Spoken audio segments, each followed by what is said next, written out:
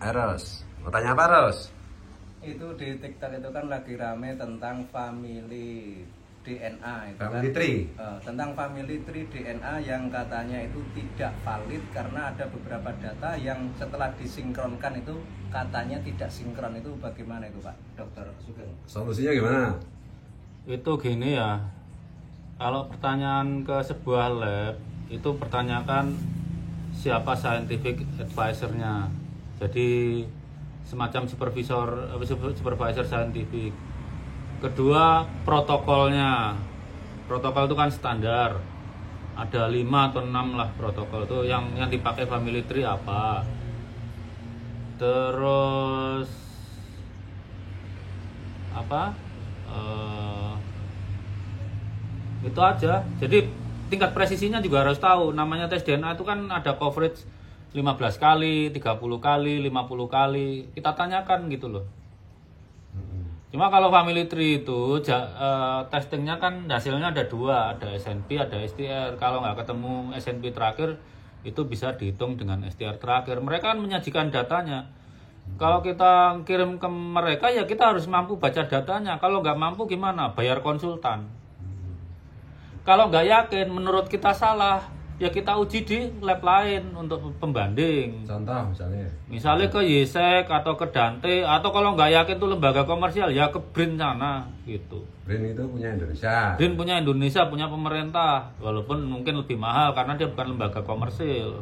Jadi bisa berlipat-lipat ya memang kalau segi biaya. Iya kalau sendirian, tapi kalau 1000 orang ya jatuhnya mungkin sama aja kan.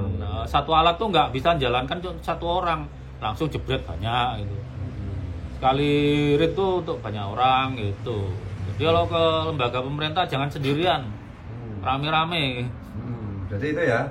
Ya. Kalau nggak percaya sama family tree DNA ya masih banyak. Apalagi lab-lab lain di luar negeri, bahkan di Indonesia BRIN aja sebenarnya bisa mengerjakan gitu ya.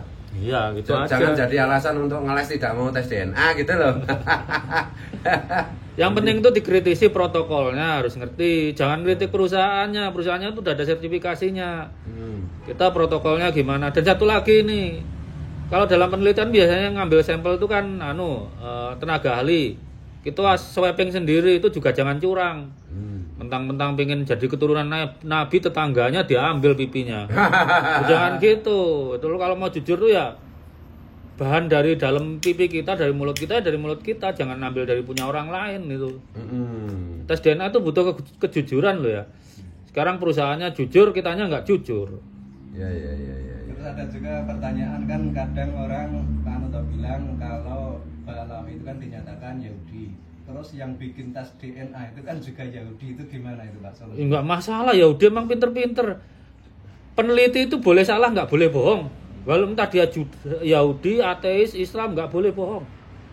Kalau nggak yakin ya itu aja. Misalnya menurut Anda hasil tes dari family tree itu nggak bener, ya kita tes di tempat lain, banding gitu loh.